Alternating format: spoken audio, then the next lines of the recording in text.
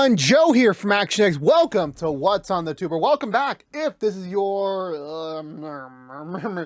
sixth The Rookie Season 5 episode review, hope you're doing well. Hope you're staying safe out there, especially on this spooky night. It's Halloween. Well, this is being posted on Halloween. The episode we're reviewing is on Halloween, but this is the day before Halloween when I'm reviewing this. But hopefully you're having a fun Halloween. Hopefully you're staying safe out there. I was actually considering dressing up as Bandana Man for this review, but I'm too lazy to put on the suit. I'm too lazy. Maybe another time, another review. But for now, here we are.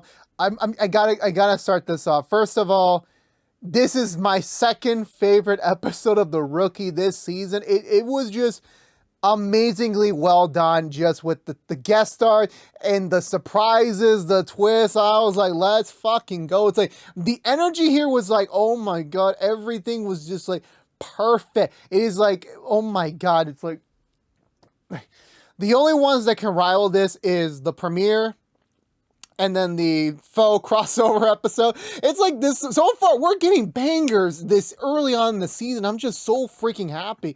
I really am. It's like, I want to know what's next. I really want to know what's next. And it's going to be crazy to see how things are going to progress here. But I need to get into this episode. I really need to, because I can't hold anything back, because anything I talk about is spoiler. This might be my longest episode review to date so far. Well, of the show this season. I'm pretty sure I went longer at some point before. But anywho, let's go through the butchered recap and talk about this week's episode of The Rookie. We're at the house. So we're at the no, not yet. No, we're not here. Nolan and Selena are answering a call. No, they're just pulling over a guy. This guy has a lot of knives on him. It's become excessive of how many knives he had. Reminds me of the Joker from The Dark Knight. And he's like, okay, is that all the knives you had? Because I swear to God, I'm pretty sure he searched his entire body except his junk area for knives. While he doesn't have any more weapons, he does have something sinister in the car, which I will remit is like the one kind of like cheesy part of this, where like the sound effect they use for it. It sounds so familiar from something else I played or watched growing up. It sounds familiar. I don't really know exactly what, but it feels like something similar from the past. It looks like a reuse. Afterwards, we cut over to Nolan's residence, where right now Nolan and Bailey are now ironing out the details of who's getting what in their upcoming wedding, i.e. whoever's going to be the master plan and everything. And so far, it's pretty close to the T. They're doing a pancake challenge. Shout out to the pancakes. Hashtag pancakes are superior than waffles. Very long statement, I know. Bailey wins, indicating that they are tied, meaning that I forgot if they're trying to decide each point with a competition, or they're trying to like decide who's going to win to get majority of their votes spoken, which is a very unique way to figure out your wedding. Is a very unique way. Apparently, Bailey wants to have her wedding in New Orleans in May, which I'm like, that's coincidental. May is when, the finale happens. So I'm like, are we literally going to have another wedding finale? It's like I said, last week, it's like, is every season The Rookie going to end in some sort of wedding or some sort of like romantic commitment? Or are we just going to get a wedding every season? Again, I swear to God, I'm not trying to give, I literally said it on the episode review last week. I was like, someone's going to fucking say season 6 finale, Chenford wedding. I'm like, there is absolutely no way they would rush that, even if they do. It just feels like they're burning this out as long as they can. I mean, if they do, they do. I mean, it is what it is. I mean, so far in the history of The Rookie, new relationships tend to not last a year before they decide, yeah, we're getting married. It's like, okay, it is what it is on that point. I believe, yeah, so they're deciding on that, and I believe, yeah, they're about to decide, you know what, we're gonna have another competition to break the tie. We're gonna have a pancake eating competition, which I swear to God, I wish I was there, because I want those freaking pancakes. The thick ones I respect from Nolan. I respect them pancakes. The thin ones, like, they're visually appealing, but they ain't gonna satisfy me. They ain't gonna satisfy me at all. We cut over to Wesley and Lopez's house, where they're discussing date night.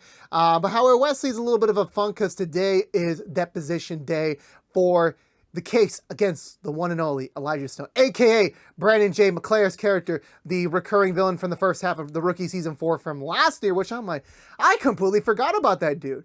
Well, actually, I lied. So I was thinking to myself privately after we got to the Rosalind faux crossover episode a couple weeks ago, where I thought to myself, hey, it would be pretty cool. Like, okay, Rosalind's gone. We need a big recurring thread for the Rookie going forward. Okay, of course, there's still theories that Rosalind faked her death. You know, she's still out there. She's just trying to still get she's planning another big coup for Nolan. Actually, wouldn't that be cool if Rookie Season 5 ended with, like, Rosalind's still alive and she fucks with Nolan and Bailey's wedding? I sort of got writers. You better not take my ideas. I'm pretty sure you know what you're planning, but I'm like, I hope you don't take my idea. But I'm thinking to myself, who's going to be a recurring thread in the Rookie universe going forward that is going to be not on Rosalind's level in terms of, like, untouchability, but, like, just in, like, the imitation factor. I was thinking Brendan J. McKay's character. I found, like, the way they've written him off, I'm like, he's not coming back. But yeah, back to the point, Wesley has to give all his verbal evidence to the court by Elijah's defense team before they can go to trial. So he has to relive and recount everything he had to experience when he was under Elijah's employment. So that's a lot of trauma for him to deal with. But of course, it's understandable. He does feel so. And thankfully, Lopez, being an understanding partner, understands what he's coming from, and it's like, to say, we're gonna do date night tonight. Get your mind off things after you're done. Just getting it over with. Getting that over with. We cut over to the station where I think his name is Aaron. No, that's the other character. My bad. Lila's husband shows up with the baby. Very cute little baby. Also, Gray's only sadly cameo for the episode has him telling him, like, hey, if you want you want to save some money, put a tennis racket in her hand by tomorrow. And I swear to God, in like 14 years, she's going to be a prodigy at this. Mark my words. Which I'm like, okay, we'll remind that. Turns out he's half the reason he's there is because he spilled the breast milk that Harper had procured for him to the floor. So he's there to get a fresh shit. I feel so weird saying that. I feel so weird. The other thing is that they were supposed to do this joint Halloween trick-or-treating thing with Harper's first daughter for tonight for trick-or-treating. However, the parents backed out of it because they feel uncomfortable with a certain thing about them. And of course, they're just assuming that, because Harper is a cop, then, of course, obviously with everything going on in the world, it's just like, they don't associate themselves well with cops. So it's like, that's what they're assuming with. So that's the thing that's bothering them a little bit. So anyhow, so pin on that for now. Other side of things, Bradford's back on duty after his major surgery last week, and also his breakup from Ashley.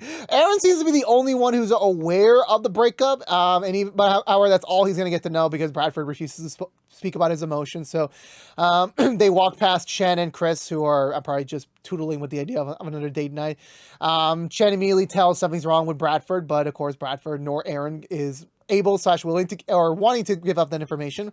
But of course, knowing Chen's busybody mind and her current status for Bradford, whereas what you want to say romantically or friendship-wise or anything, she's concerned, but there's nothing she could do at the moment. But once Bradford says no, he says no. Celine's signing out the back for the day, but she's kind of half asleep. Turns out she's been unable to get a good night's sleep since she started becoming in the LAPD. But of course, no one said a good night's sleep gets you energized for the day, which I'm like, traditional. No, you're already a dad. We know you already. Moving on. We cut over to the DA's office where Wesley's fearing the imminent disposition, but he gets even more of a worrisome/angerness once he sees who is giving the disposition, or who's going to be there to collect the disposition. Apparently, it's his ex-wife. Well, no, his ex-fiance, back from when they just recently graduated law school.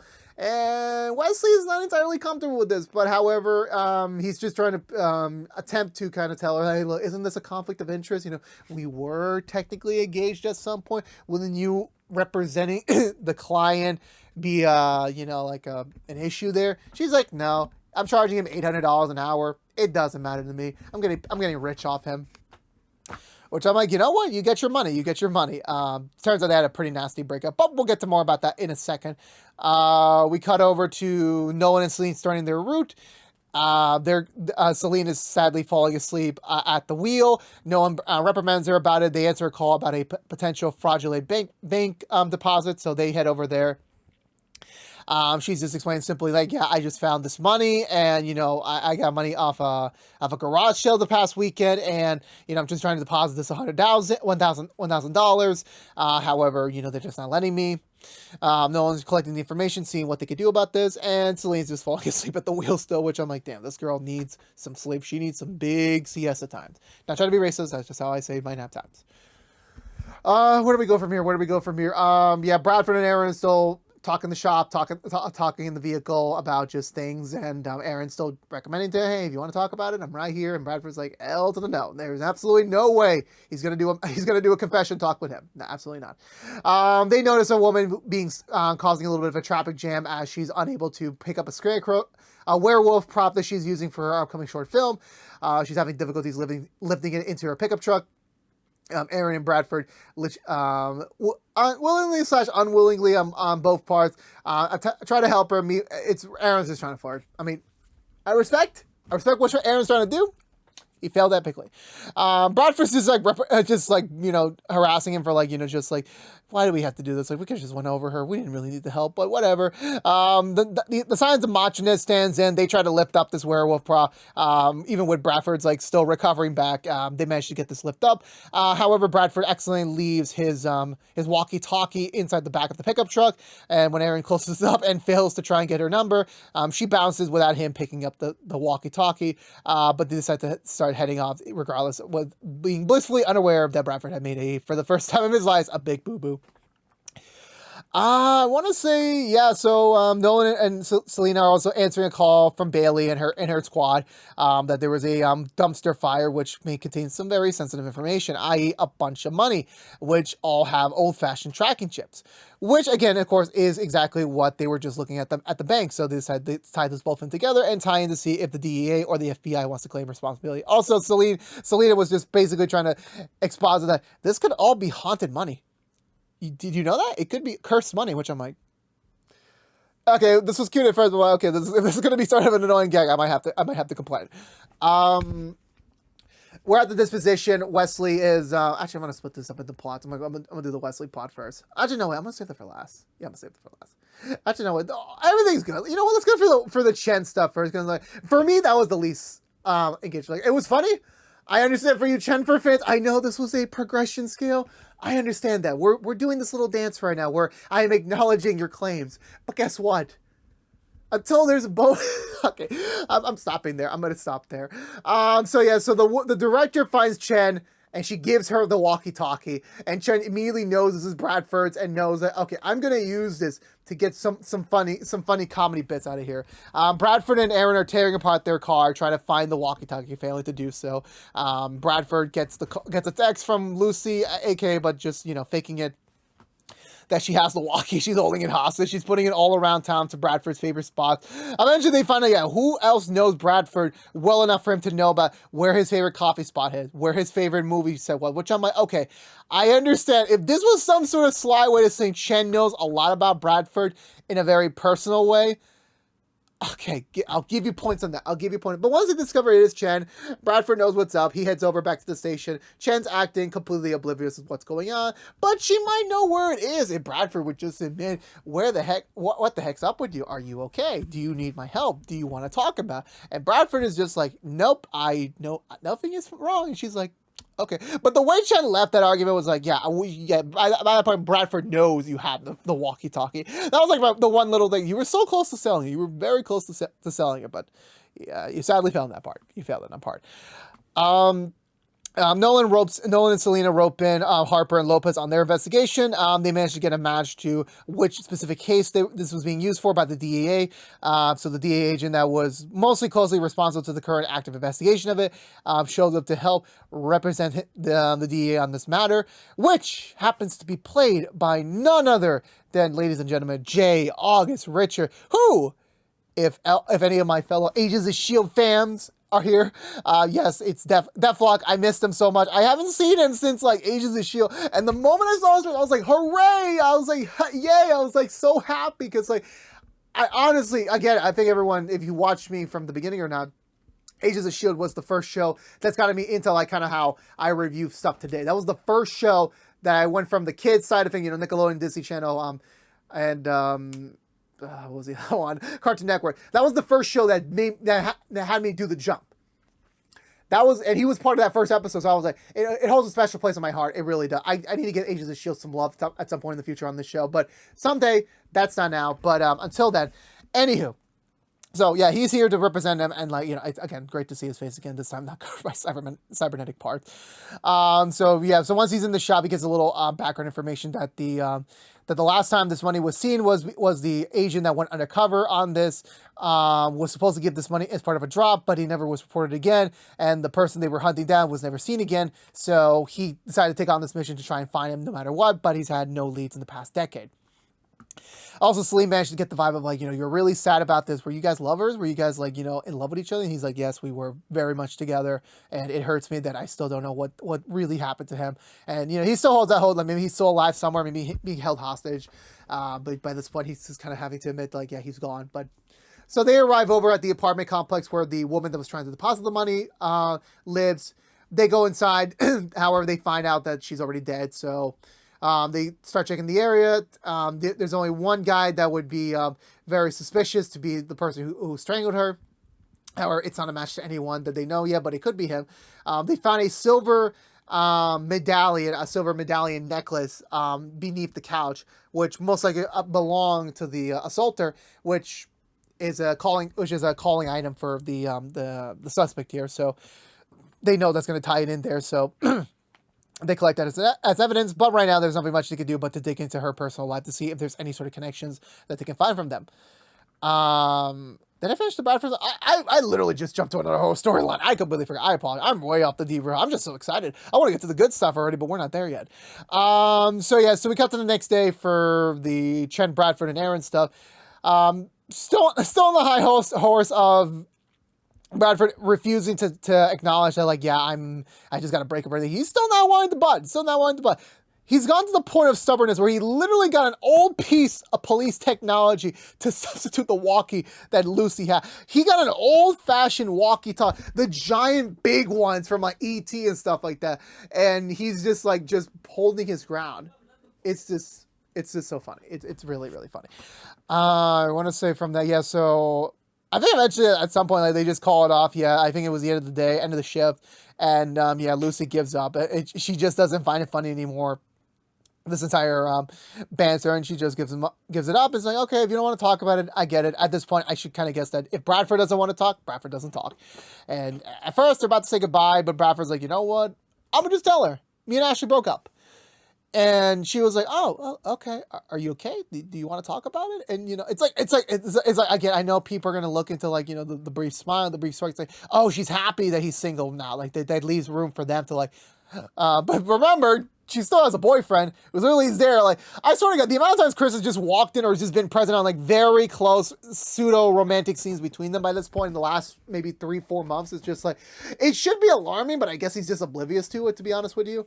Chen attempts to invite him out to join them for lunch, but he refuses, wanting them to have, you know, their own private time. But again, there's that lingering look, like, you know, Bradford looking back, like, kind of like, you know, maybe I should have said yes. And Lucy looks back a little bit. It's like, you know, I've seen this before many, many times. I will admit, yeah, there is some credibility there. But there's not much progress there on that front for the week.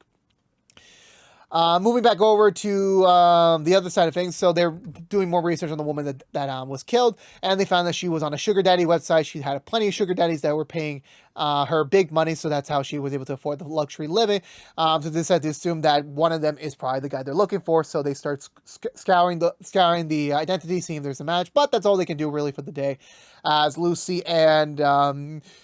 Not Lucy, Bailey and Nolan decide to do their own version of Hot Ones with Scovilles and, like, chicken wings. Like, bro, I get you.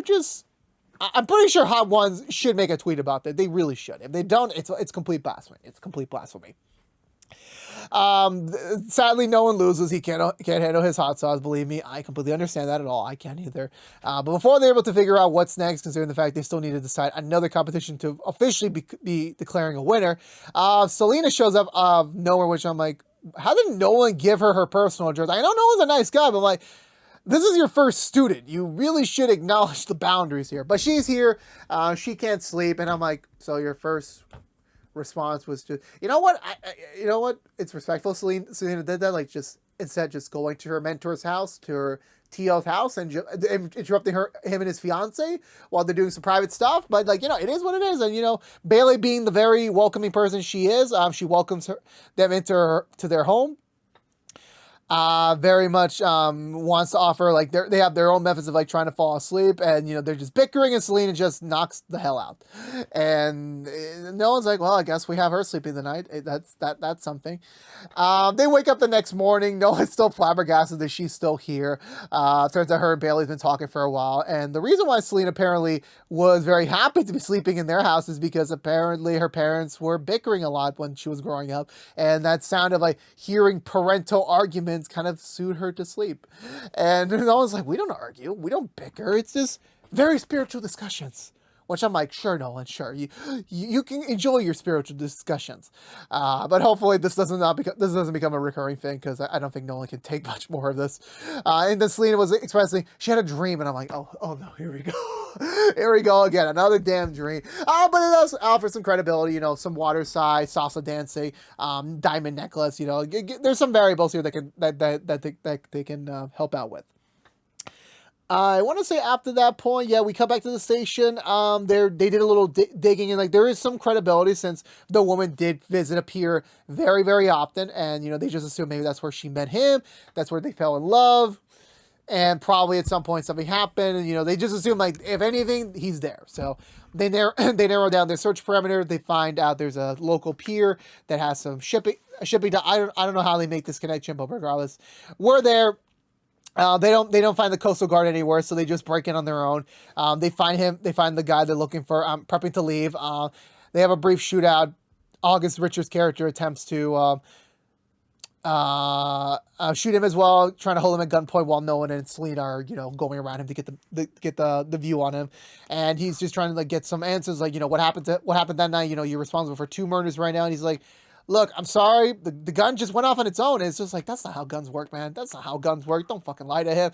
It's like, he wants to kill him. Like, don't get me wrong. I look at his eyes. He wants to kill him, but he can't. Like, ethically speaking, he has to hold his ground, just wait for Nolan and Selena to make the arrest. They do so. They get him down, and so August Richards' character manages to go in for the full arrest, finally getting the closure he rightfully deserves. They head back to the station. It turns out he's going to be served 5 life sentences for everything he did, which is great news for him. He thanks Nolan and Selena for helping him close a long-running chapter in his book, and now he can have some closure, tell the family some closure, and officially move on, which is like, it's so sincere, very sincere. We cut to that night where Nolan and Bailey are Captain America-ing up for Halloween. They have some sort of CNN newscaster cameo. I really don't know. Don't ask me about it. Selena shows up with a turning red panda hoodie, which I'm like, if that character was real, I would move to LA and try to flirt with her. I can't. But I do respect the turning red shot. Like, turning red needs some freaking love. I love this. So anyway, so she wants to sleep back over at their house because she definitely needs to catch up on her sleep. And Bailey's like, you know what? Why don't we let her sleep over? You always said you want your rookie to be on your top tier game, and she needs a really good night's sleep for that accomplishment. But no one's like, this is not becoming a recurring thing. One more night. That's it. They start bickering again about the tea count, and Selena was like, it's good to be home. And I swear to God, if Selena just offers, like, can I move in with y'all? I'll pay rent. And I'm just like, no, please don't. We don't need this right now. I don't think it's legally ethical. I think it is. I'm not really sure what the legal ethics is of, like, for a rookie to move in with her TO. Not in a romantic way or anything like that. Just like in the sense of, like, I'm only able to sleep when these two are bickering. Is that true or not? I don't know. We'll figure it out another day. And then back over to the big one in my opinion. So Wesley and his ex fiance. This face looks familiar to me. It's like I've seen this face somewhere before on TV on another show. I just don't remember the hell it was. It didn't stand out to me that well.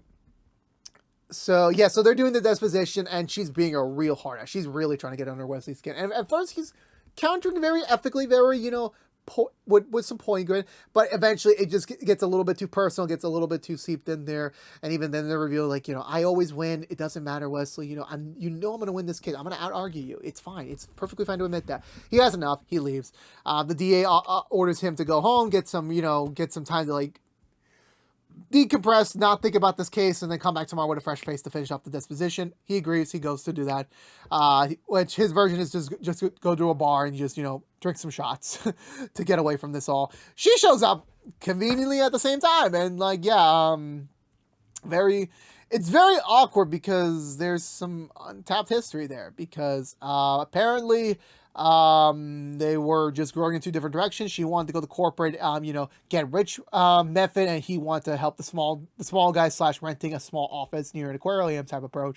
But they still lasted for 2 years, and Wesley was filled with so much regret, and he didn't want to be with her anymore. He was so unhappy that he decided to cheat on her with a fellow co-worker.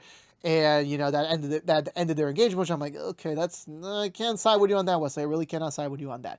Makes it more awkward that Lopez shows up just in the nick of time, sees her and them together. I guess she understood who she is, kind of, a little bit. And then, Wesley fills in her on the information. She's like, yeah, I guess there's no date night tonight, which I'm like, I wouldn't have a date night with anyone. Someone just told me that information. Like, the feeling's dead. It's gone. It's buried.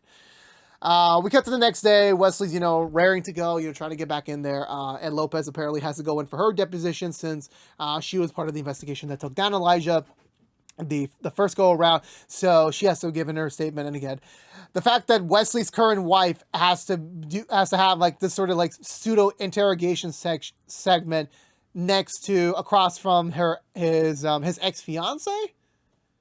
I'm gonna be honest, I wouldn't feel comfortable with that either. But again, it is what it is on that front. It is what it is. So, with no other choice, they continue onwards, and so it's her turn for the disposition. She does the same thing as well, getting under her skin, questioning her validity as a detective, and on her prior investigations and all that sort.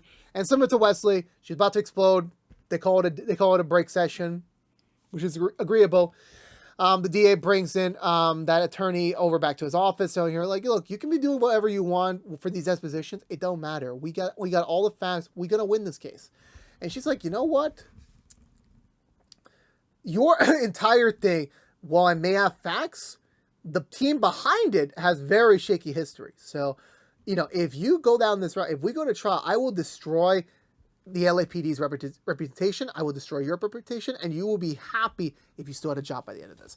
Which I'm like, what the fuck did they do? I mean, yeah, like the way how this entire investigation started, like, yeah, is pretty murky because you did what you had to do. But I know like someone's gonna ethically say like there's always another way. But I'm like, when it's your little wife who's literally be held hostage across a freaking another country, like, yeah, you're gonna do what it takes. Like that's I agree with Wesley in that part. Like you do what you do for your wife. I agree with, and your unborn baby. So that all makes sense there.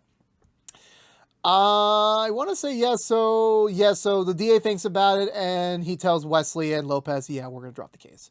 That there's just too much writing on this. Who knows what the aftermaths of this case is going to be if we continue down this rabbit hole. Wesley's obviously mad because not only is he risking his entire reputation, his life, his family life for this, and all for at the end just for Elijah to just walk at the end of the day. I honestly feel for him, like, that all your hard work is literally for nothing because another person has to look out for their best interest. And even the way, I don't even like the way he says, like, look, it was on you that you let down this path the way you got him. So now just take a few days off, figure out figure out your headspace, and then when you come back, we'll figure out what's next for you to do here, which I'm like, damn, I did not like his attitude in this scene. I really don't. Which it fucking sucks. It really does suck that like all the hard work they did in that first core of the season is literally for nothing. It fucking sucks. However, what sucks even more is that we cut to the end of the night. Wesley is tired after a long day of being fucked over. It's like, okay, well, how can it get worse? Can anything get worse? It's Halloween night. I thought he was gonna get trick-or-treated or something by someone. Oh yeah, I forgot about the whole other subplot with Harper and her family. While they're setting up Halloween decorations, Lila tells them the truth. Like, yeah, no, the problem is not with Harper specifically. It's just like it's her new dad. I forgot his name already. Harper's new husband, with his association with like former criminals at the community center. That's the reason why they don't want to associate themselves with them. And Harper is getting mad and everything, but of course he's keeping his tone. It's like saying like, it's not worth it. Don't try to make this worse than it seems. You're just playing to their front. Leave it be. And later that night when they're off trick-or-treating, well, the next day when they're trick-or-treating, turns out he decided to get the best hand and like TP their house, which I'm like, I really don't know how you could TP someone's house. I really don't know. I know it's annoying to clean up. I never happened to me before, but I could imagine it'd be annoying to clean up, especially a big house like that. Like, it has no foundation for a roof. You best have a big ladder. Otherwise, you're going to have to wait till you have a rainstorm to disintegrate all this paper. But that was a very nice, sweet family storyline. It was nice. But back over to the more serious part. Wesley is about to head home after a long day. He sees a car out front. I'm like, okay, it's probably the lawyer just getting one more jab in to him. And just like, I still got under your skin at the end of the day after all these years. But no, it's fucking Elijah Stone. Brandon J. McClare, it's everyone. He's back. He's got longer hair, and he's fucking pissed. He thanks Wesley for a bit, like saying, well, thank you. You've given me 2 years of that no one can touch me. No one's going to go near me again for 2 years at least. I'm untouchable because no other lawyer is going to think they could prosecute me. You gave me the invincibility card. But he's still fucking pissed at him. And you best know Elijah's going to be coming for blood. Not blood, but just revenge. Well, you never know. I mean, we've only got a taste of Elijah last time this go around. This is what I need. We needed a villain that's going to terrorize everyone going forward. Rosalind may be gone, but Elijah's still here. And I'm like, let's fucking go. I can't wait to see what he's going to do now. I'm like, you got schmirked the first time around. This is your second go around. This is your freaking redemption round. Let's fucking go. Sorry for my language. I'm just so happy right now. This episode was so great. Well, that's where the episode ends, by the way. But this episode was so great on, not just getting, well, it's personally for me, one of my favorite episodes of the season so far, because you got the guest star, you get the return of Elijah. You just had so many, every storyline was banging, Jennifer fans, you got what you want. You ate up a little bit. Nice to see some turning red representation. A lot of Disney love in this episode. It's always ABC stuff. You got to get your Disney promotion. This is the only way to get that big money. But again, it was just so great. This just felt like a very well done episode. It definitely was something that we're going to get teases. We're going to get more of in the future in terms of like just Elijah's back. How does he factor into the story again? Like, obviously his presence, unlike Rosalind was only there for like minor occurrences, but her influence was spread throughout an entire seasons at times. Elijah's that consistency. He may not have the impact as far as Rosalind, but his consistency is what makes him his own villain, what makes him his own unique threat. And I want to see what they're going to do next for him. I want to see what his next game plan is. Obviously he's going to resume his operations and everything, but he wants revenge on Wesley and that entire station. That's what I want to see. I want to see him like legitimately be a threat to them.